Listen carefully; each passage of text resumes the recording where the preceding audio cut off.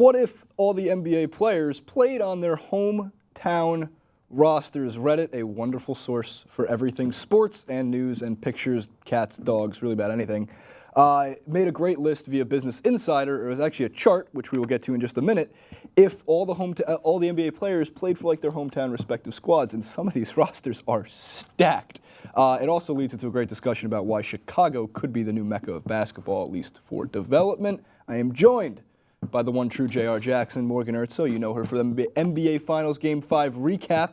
Make sure to check her out over at She Speaks Sports. Jason Rubin here. Let's get to the first chart, and we'll read through these, and we'll bring it back afterwards to discuss these players. D.C. is pretty stacked. Kevin Durant, Carmelo Anthony, Ty Lawson, Roy Hibbert, Rudy Gay. The Clip Show, Russell Westbrook, James Harden, Kawhi Leonard, Paul George, and Derek Williams. Oh. Chicago, D. Rose, D. Wade, Anthony Davis, Jabari Parker, Tony Allen, and the New York Knicks, Joakim Noah, Kyrie Irving. I would do anything. I would literally do anything for that New York team because I have to put up with the most garbage team that is right now. And Dallas, a place that Morgan is very familiar with, Chris Bosh, Marcus Aldridge, Jerome Williams, Marcus Smart, C.J. Miles. So to give you some context for this real quick before we get into what is the best team, how we sorted out New York, Brooklyn Nets got all the players from Brooklyn, Queens, Staten Island, and Long Island. And the New York Knicks got all the players from Manhattan, the Bronx, and northern New Jersey. It's totally unfair, but we did get Kyrie from Newark, essentially. And anybody listed as Los Angeles or Compton went to the Lakers, while everybody else in the LA market went to the Clippers. So we're saying like what, Santa Monica? I mean, Santa I guess you have to be Monica, local, like the geography Valley. to know about this. Oh yeah, the Valley. Better for baseball players than for NBA players. Yeah. So, JR, longtime Clippers fan, would you like that Clippers roster? If we could throw that up real quick again. Let's see that card. Would you be okay with the Westbrook, Harden, Kawhi, Paul George? So it happens a lot with a lot of the Bruins, and we know how UCLA has a really good basketball pedigree. A lot of them, of course, are LA natives and born and grew up here. And I always think about, I said, you always know when the Lakers, and you don't think about the Clippers getting every player they want because the Lakers do that.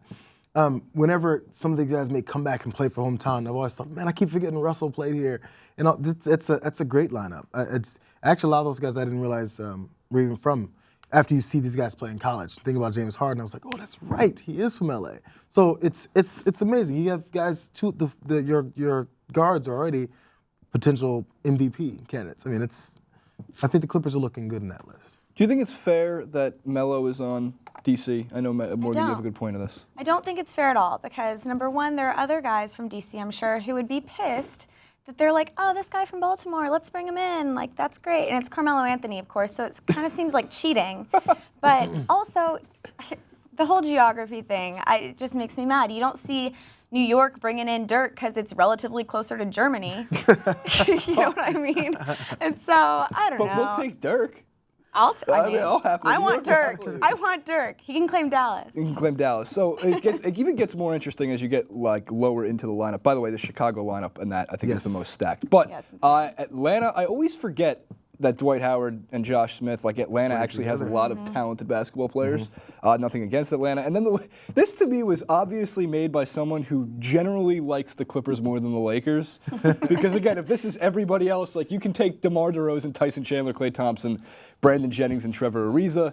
I think the biggest standout, and they made a good point on this, is they were pretty shocked that Indiana, a really solid team, like those are all competent, good, strong, good basketball IQ is the word I'm looking for, basketball players. Zach Randolph, Mike Conley, Jeff Teague, Gordon Hayward, Josh McRoberts.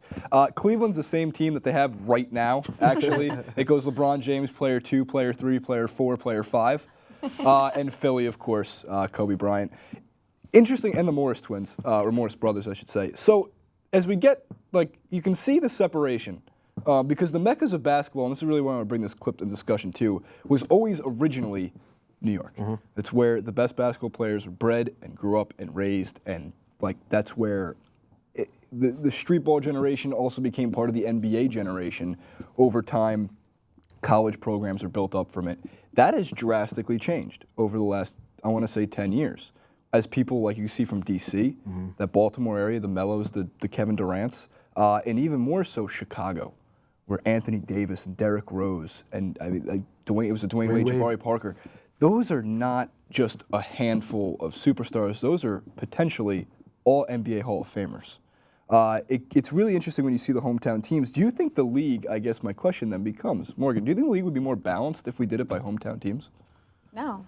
Balanced? You kidding me? No, it would be the same teams year after year after year winning. And it's those top three. I mean, my pick out of all of those would be the Clippers. I think that they have two of the best scorers. I mean, I forget, it was Russell Can we Westbrook. throw up the first graphic one more Yeah, time? Russell Westbrook, James Harden. two of the best scorers. Both coming off like their best seasons ever, both MVP candidates. Kawhi Leonard, Defensive Player of the Year. Paul George, amazing. top 10 player when healthy. Best all around. I mean, he's so good all around, but defensively, Paul George, defensive, amazing player. Granted, he was hurt this year, but comes back and will probably kill it. My only question here is Derek Williams. He's good. He obviously is amazing. He's in the NBA, but the other four are just. It's a stacked team. Well, they would just kill it. I think Derek Williams as your fifth option is not the worst thing in the world. Yeah, no, absolutely not. So, JR, you do see that the Clippers will be winning next year's NBA championship based on hometown rosters. Oh, well, I mean, I guess. But, I mean, is there a true big man? That's the one thing. I mean, when you have Anthony Davis, I forget which city he's on. When Chicago, I know that, I was like, that's really good. Chicago is competing. I mean, you have we were talking about the defense, Tony Allen. We haven't seen what Jabari can do yet in the NBA. But unfortunately, that ACL last year was a big bummer because Jabari's going to come back, and I really hope Jabari comes back to an all-star form. Him and Andrew Wiggins are supposed to be the next two superstars in the league, and I mean, again, just a joy. I mean, to who watch. we live in? I feel like I keep thinking about all the Bruins. Drew Holiday.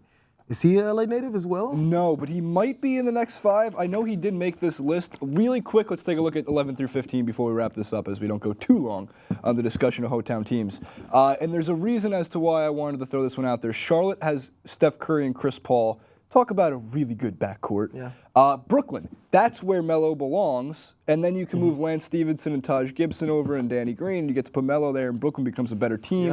Yeah. Golden State, interestingly enough, and Toronto still sucks. And that's how you have it. So, again, it really starts to fade off. Morgan, you made a good point that it is still a top-heavy league, even with the hometown rosters. Guys, any last points regarding...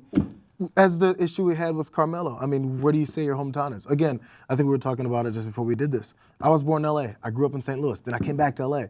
So which one is my hometown? You know, my formative years were in St. Louis. I was 5 until I was 16, 17 years old. Then I come back here, 18 to now. So, and also my first 5 years were here. So do I claim St. Louis? Do I claim L.A.? It depends on who I'm talking to, honestly. Well, it's a hypothetical situation. You are now the starting point guard for the New York Knicks, 10-time All-Star. You've led us to 10 championships. When they call out your name and they say your hometown from, what do you say? Well, I mean, if I've played the league, my adult years have been, I'm a Los Angeles native, honestly. So the LA born, not bred, but lived. So that's how you answer your question. There you go. That's how the announcers work. There you have it. Who has the best hometown NBA roster? Do you think it would be better for the NBA to use NBA hometown rosters? I think it would. It would be more fun. J.R. Jackson, Morgan Artso, Jason Rubin. Thanks for watching. As always, leave all your comments in the comment section below. Don't forget to subscribe at TYT Sports, Facebook.com/TYT Sports. There's, you know the drill.